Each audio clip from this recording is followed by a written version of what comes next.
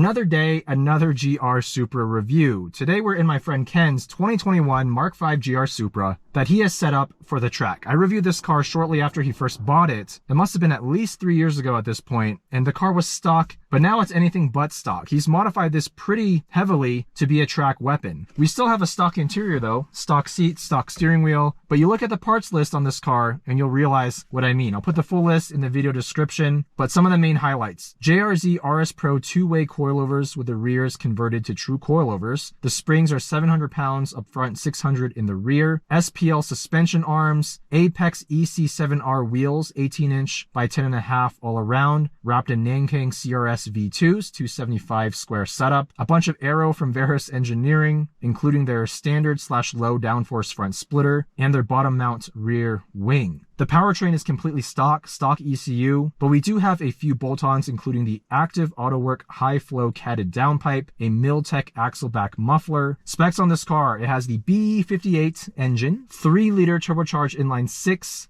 382 horsepower, 368 pound-feet.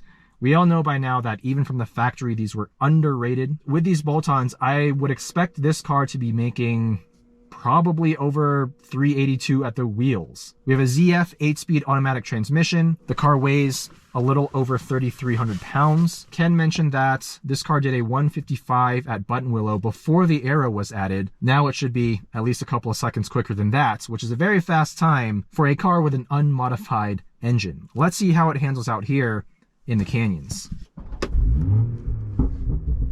We'll put this into sport mode, into manual. Horrible visibility in the GR Supra.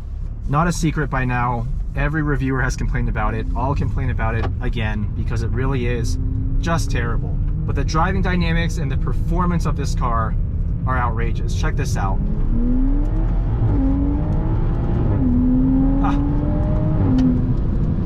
Stock engine, okay?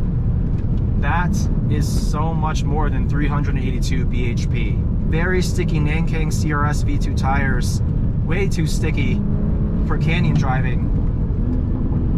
And these JRZ RS Pro two-way coilovers are way too stiff for this road. But even though they're very stiff and they don't give me full confidence, the damping quality is excellent. Every bump I drive over, just a single compression rebound and the car is settled. It just happens to be that there's a lot of vertical up and down motion because there's a lot of bumps on this road. Not my first time driving a hardcore track Supra on the street. I drove Howe's yellow GR Supra, which was even more hardcore than this, both on street and on track. And on the street, the car makes no sense. It is undrivable on any kind of bumpy road. Completely undrivable. But when I drove that car on track at Sonoma Raceway and Laguna Seca, everything just suddenly made sense. And I suspect that's going to be the case with this Supra as well, although to a lesser extent. I think the spring rates here are a little bit lower, so the car actually handles a little bit more mildly, although still not mild whatsoever. As you can see, there's a lot of motion over the bumps, but still just a ton of grip. So much mechanical grip. And with the aero, because this road is actually relatively high speed, the aero probably is actually doing a little something to keep us on the road. The steering in this car, very quick, but also very direct. Not a whole lot of feedback, being an electric rack, but lots of precision. And it loads up nicely in the corners, and the on-center feel is excellent. There's no slop, especially with these SPL arms. It just firms up the suspension components so that you just get that immediate turn-in that you want for a track car. Oh wow. This is very grippy. Now the Supra out of the box is not a grippy car. With just Pilot Super Sport tires and outdated compound and all that power being sent to the rear wheels and a soft suspension, the car moves around so much on power. It just wants to slide everywhere and not in a very predictable way. But when you put the right mods on a Supra, this car becomes an absolute weapon. So fast, so capable for a car that only has a little under 400 horsepower from the factory. This has become, in many ways, the new S2000 of the track world. People buy these because they're relatively affordable, and with the right mods, they're just absolute monsters in terms of lap time. And they're pretty reliable as well. These engines have no issues for the most part,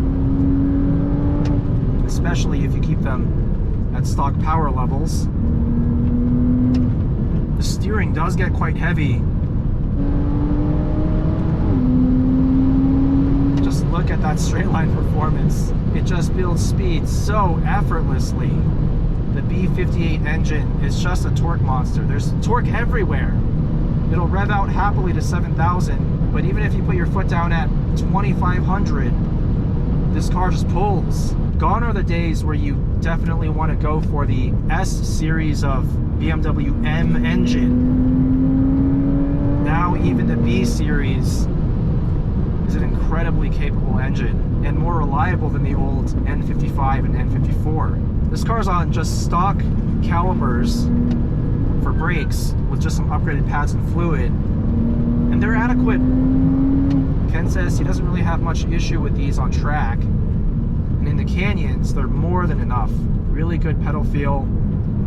I just hopped out of a stock BMW M2 of the G87 generation, 2024 model year, and this feels a lot more natural to drive. The steering's more direct.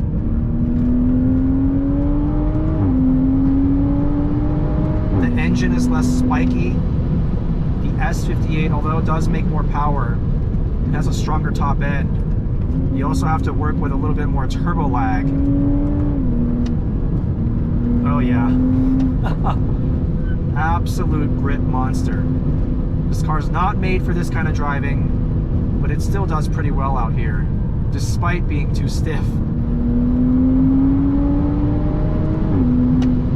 Wow. Every time I look down at the speedo, I just can't believe it. I can't believe I'm driving a Supra with a stock engine.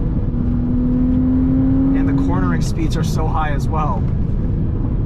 It's really just such a capable platform. In stock form, it's fast,